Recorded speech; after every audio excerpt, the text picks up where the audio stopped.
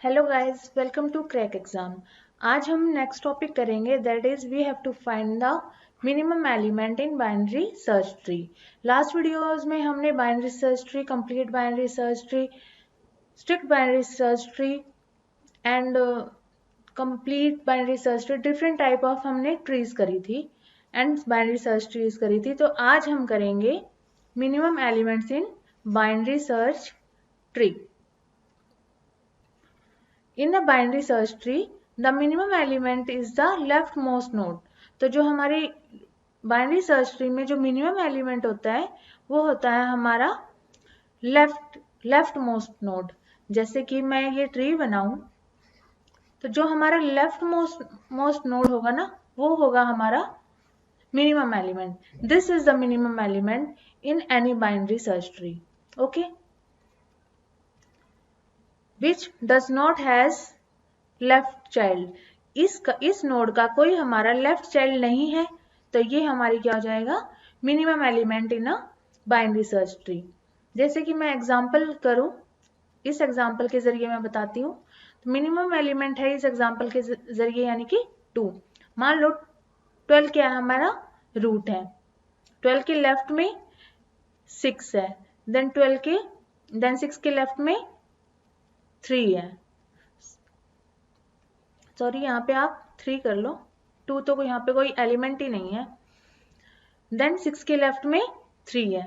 Okay, then 6 के right में 9 and 7 है। अब हमें सिर्फ लेफ्ट में ही सर्च करते जाना है। 12 के लेफ्ट, देन 6 के लेफ्ट।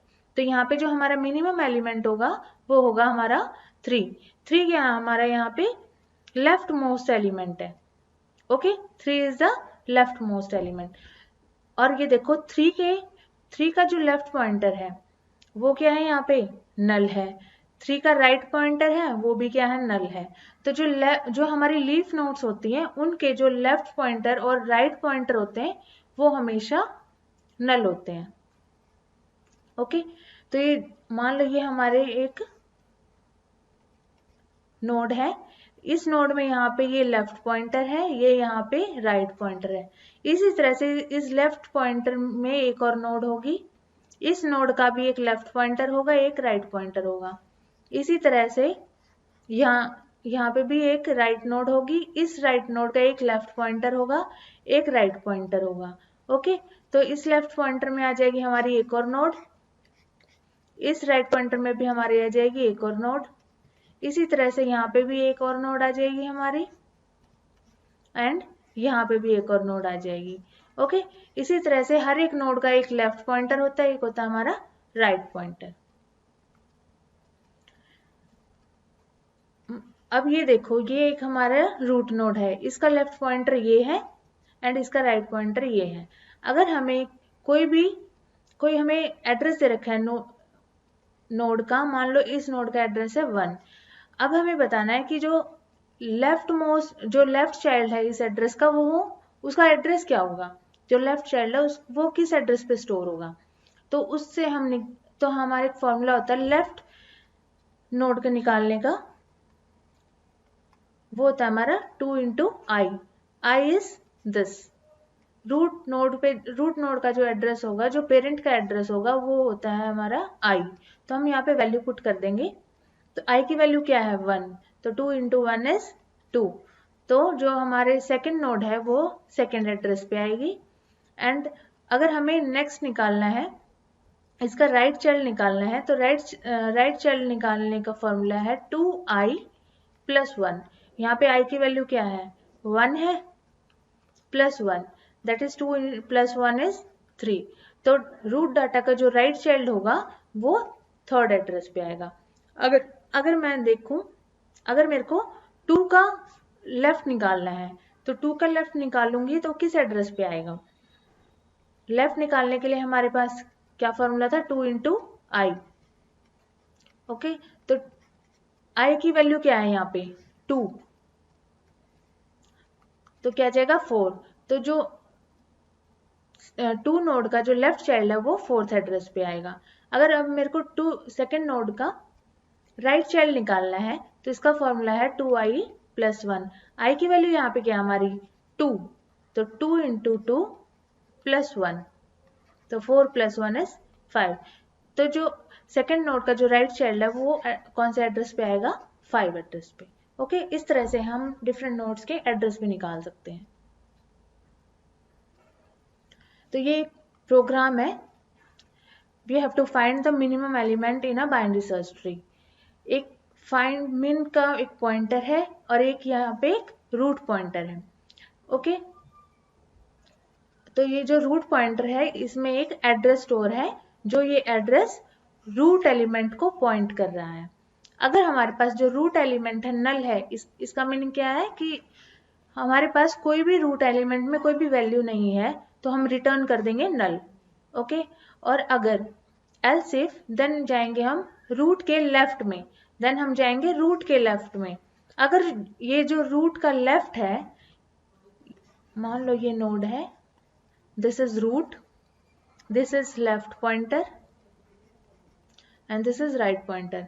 अगर मैं इसके लेफ्ट में जाऊं, क्या यहाँ पे कोई नोड है, इसका लेफ्ट चाइल्ड है, नहीं है। तो ये यही कह रहा है, रूट के लेफ्ट में जाओ, अगर वो नल है तो हम रिटर्न कर देंगे रूट को, तो हम इसी को ही रिटर्न कर देंगे, यानी कि यही हमारी स्मॉलेस्ट वैल्यू है, यही हमारी स्मॉलेस्ट वैल्यू है।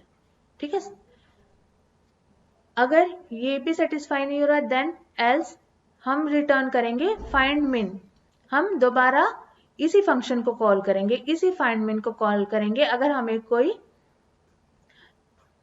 हम अब फाइंड मिन करके उसके बाद हम जाएंगे रूट के लेफ्ट में।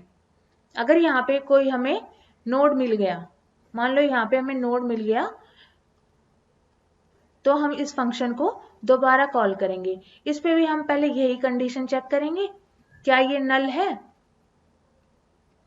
अगर ये नल है तो हम इसको रिटर्न कर देंगे नल। क्या इसके लेफ्ट पॉइंटर नल है, अगर लेफ्ट पॉइंटर नल है तो यही हमारी मिनिमम वैल्यू आ जाएगी।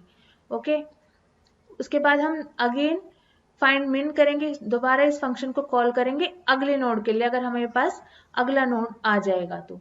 ओके, इस तरह से ये प्रोग्राम वर्क करेगा। अब देखो, to find minimum element in a binary search tree we have to find the time complexity। time complexity हमारी क्या होगी, order of n। order of n हमारी किस केस में होगी, अगर हमारी binary search tree left skewed है। ओके, तो लेफ्ट स्क्यूड कौन सी है हमारी, ये होती है हमारी लेफ्ट स्क्यूड ट्री। ओके, 4 3 2 1 सभी के सभी नोड्स अगर हमारे लेफ्ट में इंसर्ट होते चले जाएं तो वो होती है हमारी लेफ्ट स्क्यू ट्री। अगर हमें मिनिमम एलिमेंट फाइंड करना है तो पहले हम 4 पे जाएंगे, देन 4 के लेफ्ट 3 पे जाएंगे, then we have to go to, then we have to go to 1।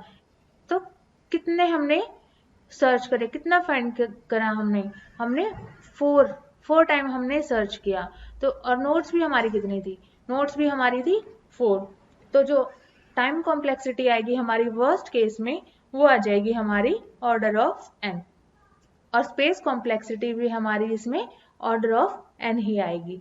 ये है रिकर्सिव स्टैक। अगर हम बार बार फंक्शन को कॉल करके इंसर्ट कर रहे हैं या फाइंड कर रहे हैं किसी भी वैल्यू को, तो यहाँ पे वर्स्ट केस में आएगी ऑर्डर ऑफ n। अगर हमारा कोई आइटरेटिव प्रोग्राम है यानी कि नॉन रिकर्सिव प्रोग्राम है, तो इसमें हम क्या करेंगे, अगर हमारे पास रूट एलिमेंट नल है तो हम नल रिटर्न कर देंगे, नहीं तो हम रूट के लेफ्ट में जाएंगे। अगर रूट का लेफ्ट नल नहीं है तो हमारा नेक्स्ट रूट क्या बन जाएगा, नेक्स्ट रूट हमारा हो जाएगा जो रूट के जो लेफ्ट में वैल्यू होगी, यहाँ पे मान लो यहाँ पे 4 है और यहाँ पे क्या है 3 है, तो जो नेक्स्ट रूट हमारा बन जाएगा तो रूट का लेफ्ट हमारा क्या है, रूट का लेफ्ट है हमारा 3, तो हमारा नेक्स्ट रूट बन जाएगा 3। ठीक है, देन रिटर्न रूट। तो अब यहाँ पे क्या है, हमारी मिनिमम वैल्यू क्या आ गई, 3 आ गई, तो अब हम 3 इस फंक्शन को रिटर्न कर देंगे। इससे हम मिनिमम एलिमेंट फाइंड कर सकते हैं बाइनरी सर्च ट्री में। ओके, तो स्पेस कॉम्प्लेक्सिटी और टाइम कॉम्प्लेक्सिटी क्या होगी आइटरेटिव प्रोग्राम में, तो वर्स्ट केस में इसमें भी हम